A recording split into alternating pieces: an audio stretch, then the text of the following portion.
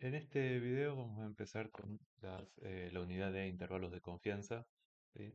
Lo que sería estimación por intervalos para los parámetros poblacionales.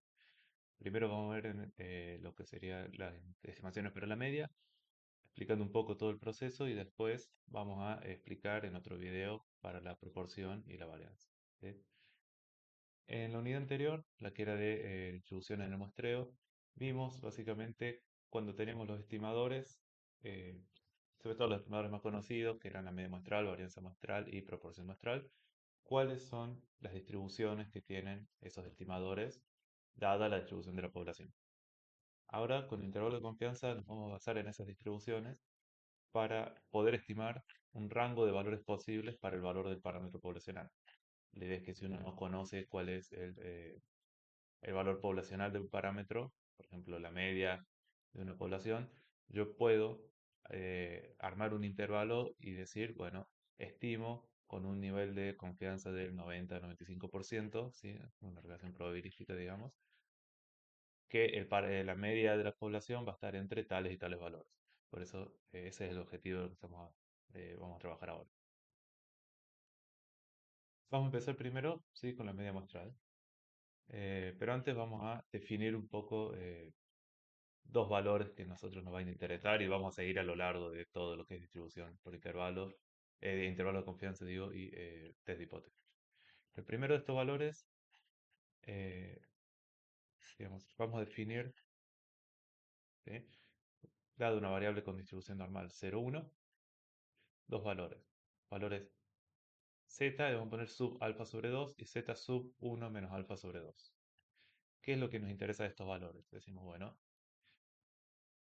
z sub alfa sobre 2 va a ser el valor tal que acumula hasta un alfa sobre 2% de probabilidad. Bien. Y el z de 1 menos alfa sobre 2 es el valor que acumula hasta 1 menos alfa sobre 2 de probabilidad. Bien. Entonces, en este gráfico de una distribución normal, suponiendo que estamos centrados, ¿sí? Eh, bueno, siempre está centrado en la media, pero como una norma 0,1 sería 0. Eh, Alfa sobre 2 sería el valor que me define la cola inferior de la distribución. ¿Sí? Entonces, esta línea acá sería el valor z sub alfa sobre 2. ¿Y qué propiedad tiene? Bueno, que todo el valor, la probabilidad acumulada, ¿sí? De la cola inferior es una probabilidad de alfa sobre 2. ¿Bien? Lo mismo para la cola superior. La cola superior vamos a tener el valor de z de 1 menos alfa sobre 2. ¿Sí? Ese es el valor que me delimita ese intervalo. Y ahora, ¿cuál va a ser la probabilidad acumulada hasta ahí? 1 menos alfa sobre 2. O sea que por encima de ese valor también queda un alfa sobre 2 de probabilidad. ¿Bien? Estamos dividiendo básicamente el alfa en dos colas. Y lo que podemos hacer a partir de eso es decir, bueno, si me queda la mitad alfa sobre 2 de probabilidad por debajo de ese valor z de alfa sobre 2 y me queda alfa sobre 2 por arriba del valor z de 1 menos alfa sobre 2, entre esos dos valores, ese intervalo promedio va a tener una probabilidad de 1 menos alfa. ¿Bien? Entonces el alfa va a ser el que nos determine qué tan grande sea el intervalo del medio que estamos dejando, ¿sí? El intervalo simétrico interior que estamos dejando en esta distribución. Dado que z tiene distribución, ¿sí? Nosotros vamos a decir lo que decimos recién, el intervalo de medio, o sea, la probabilidad de que la variable z esté entre z sub alfa sobre 2 y z sub 1 menos alfa sobre 2 va a ser 1 menos alfa, ¿sí? Por ciento de probabilidad. ¿Para qué nos sirve esto? Porque si nosotros tenemos una variable x con distribución normal, con media mu y varianza sigma al cuadrado, si tomamos una muestra de tamaño n, recuerden que por distribución del muestreo sabemos que si x se distribuye normal con media mu y varianza sigma al cuadrado, x barra también se distribuye normal, la media también es mu y la varianza va a ser sigma al cuadrado sobre n. O sea, su desvío va a ser sigma sobre raíz de n. Entonces, si yo hago x barra menos mu sobre sigma sobre raíz de n, esto va a tener una distribución normal estándar, normal 0,1. Bien, es la estandarización. Eso vimos en la clase de distribución del muestreo.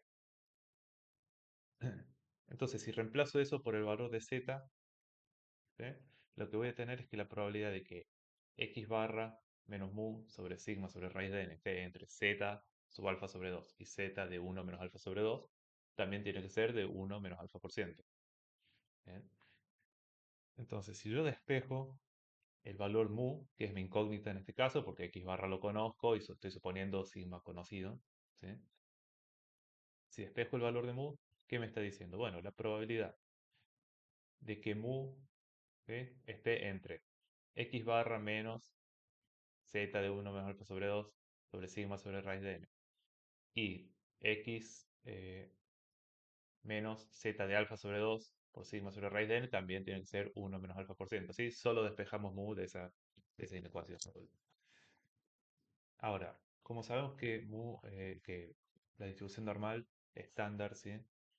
La distribución normal es simétrica, en especial en la distribución normal estándar se cumple que el z de 1, de 1 menos alfa sobre 2 es igual a menos z de alfa sobre 2. ¿Sí? Eso es una propiedad así de la distribución normal. Es simétrica, los dos valores tienen que ser, bueno, uno el negativo del otro. Entonces lo que vamos a hacer simplemente es, este z superior lo podemos reemplazar, ¿sí?, por z de 1 menos alfa sobre 2. Y ahí nos queda la fórmula que nos interesa para el intervalo. ¿Sí? Entonces, ¿qué nos dice? Que la probabilidad de que mu esté entre x barra menos z de 1 menos alfa sobre 2 por sigma sobre raíz de n y x barra más z de 1 menos alfa sobre 2 por sigma sobre raíz de n es 1 menos alfa por ciento. Lo que nos está diciendo esto es que, dados los valores observados, ¿sí?,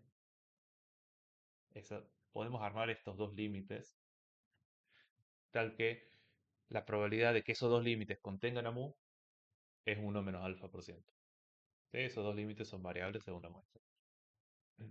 Entonces, cuando queremos armar un intervalo de confianza, esos van a ser los valores que vamos a estar usando para estimar el valor de mu, con una probabilidad de 1 menos alfa por ciento. ¿Sí? Entonces, esta fórmula de abajo va a ser básicamente la que más nos interese para hacer estimación por intervalos para la media. ¿Sí? Entonces, un intervalo de confianza para mu con un nivel de riesgo de alfa o un nivel de confianza de 1 menos alfa, ¿sí?, que es la probabilidad de que mu esté en el intervalo, va a ser igual, bueno, justamente a esta fórmula. X menos z por sigma sobre raíz de n y x barra más z por sigma sobre raíz de n. ¿Bien? Después vamos a ver el valor de z como lo calculamos en la parte práctica, pero esa es la fórmula básica para poder estimar por intervalo. ¿Sí? Acá hay una cosa muy importante que hay que distinguir, es que los límites del intervalo, ¿sí?, cuando uno define la probabilidad, mu es fijo. Lo que va variando son los límites del intervalo. ¿Sí? El mu no varía, el mu es un parámetro de la población, ese es fijo, pero no lo conocemos. Entonces, para diferentes valores,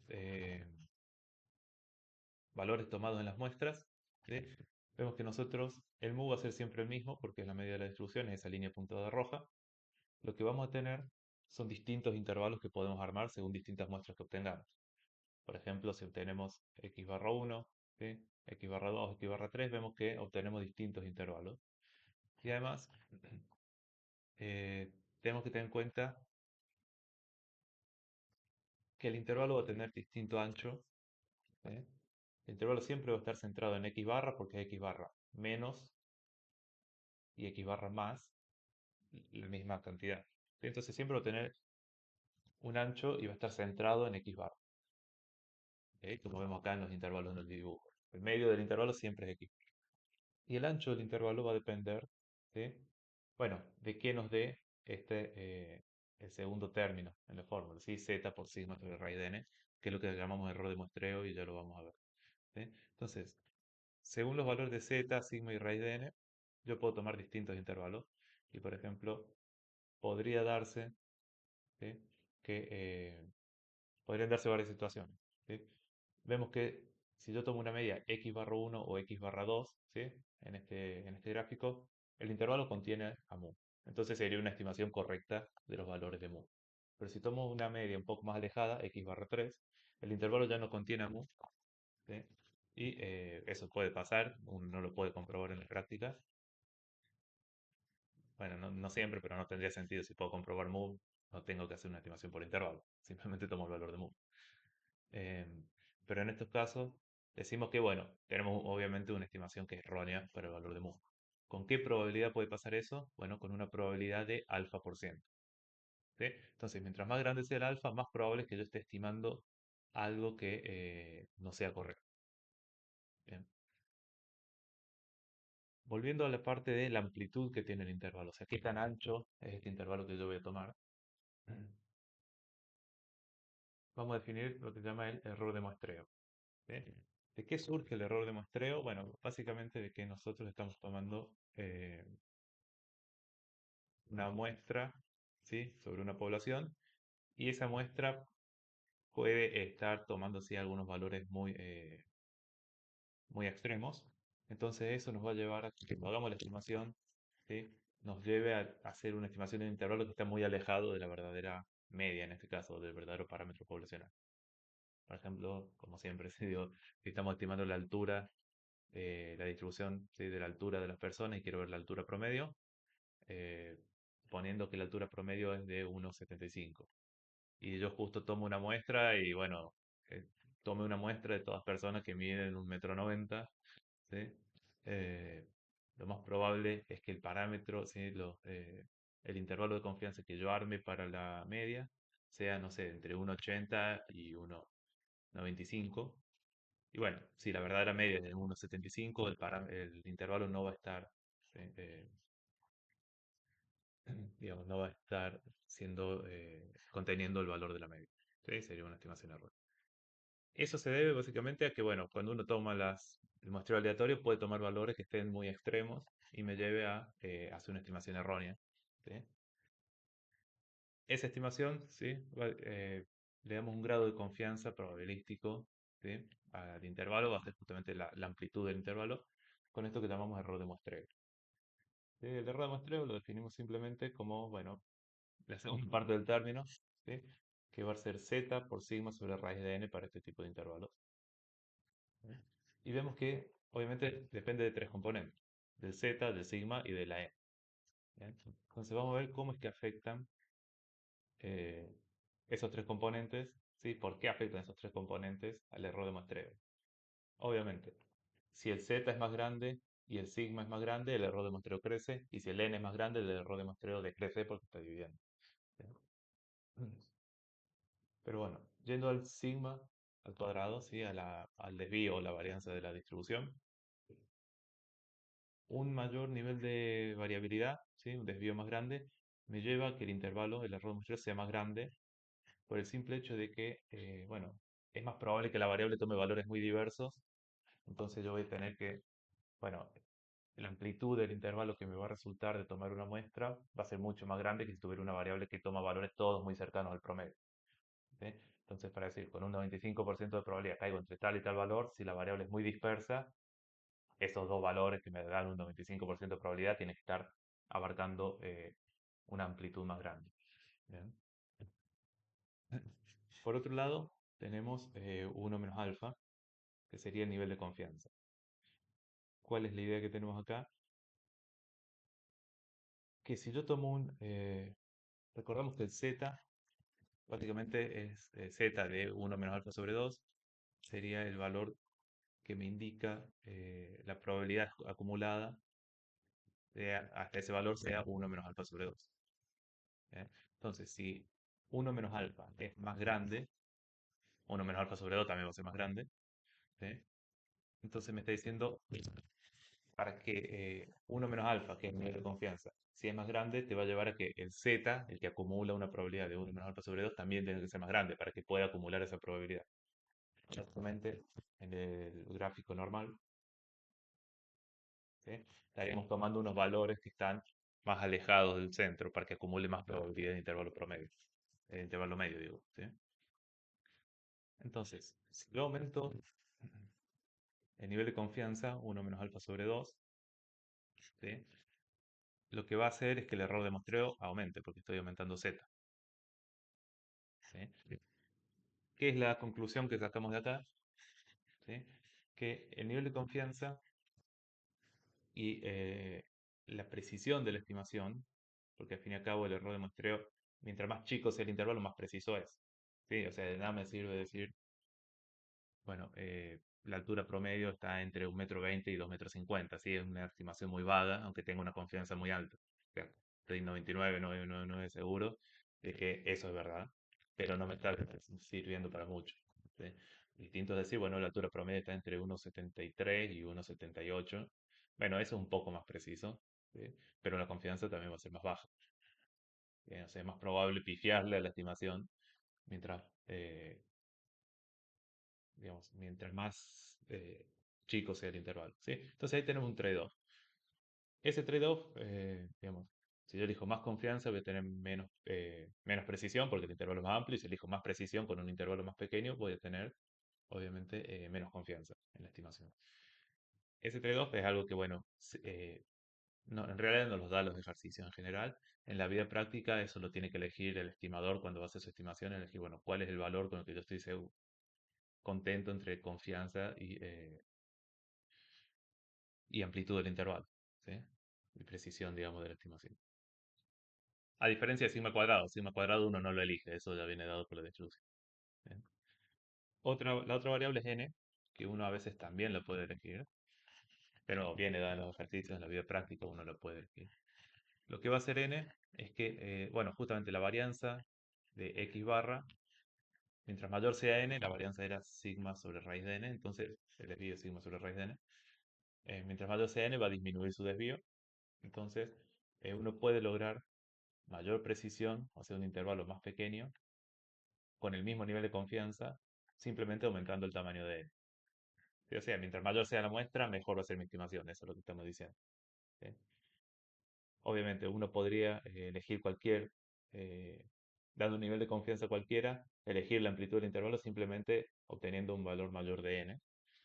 Lo que, bueno, eso en la práctica no siempre es posible, pero ahí vamos a ver unos ejercicios que nos hacen determinar el valor de n que nosotros necesitamos para que se cumpla con un nivel de confianza dado, una amplitud del intervalo específica que nos va a pedir el ejercicio.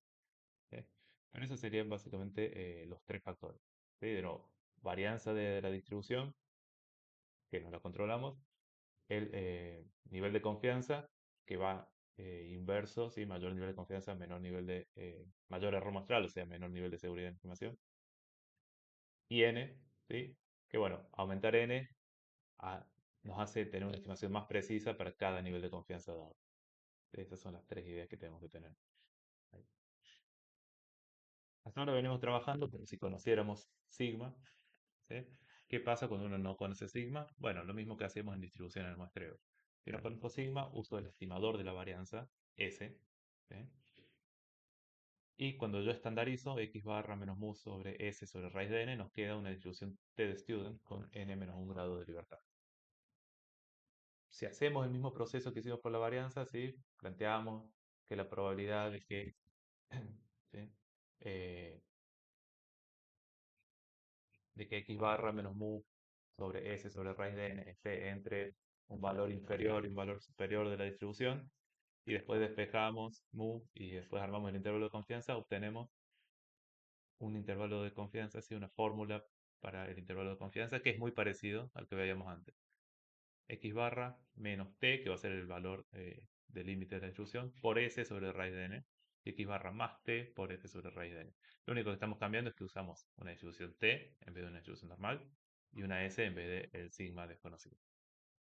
Entonces, ahí vamos a ver en la parte práctica cómo se explica todo esto que parece muy complicado, pero cuando uno lo lleva a la práctica es bastante simple de resolver. Lo importante es que tengamos en cuenta estas dos fórmulas y cuando usamos una y cuando usamos otra. ¿Sí? En algunos casos, recuerden como vemos en teorema central del límite, cuando uno tiene una muestra grande, n mayor a 30, también, aunque uno tenga varianza desconocida, en vez de usar la t, cuando una muestra es muy grande, también hacen usar la distribución normal, 0, 1. Eso depende de cada cátedra cómo lo maneja. Eh, Siempre es más preciso usar la t, ¿sí? Porque es la verdadera distribución de este estadístico. Pero bueno, eso ya va a depender de cómo lo maneje cada cátedra, ¿sí? Pero para que tengan en cuenta eso.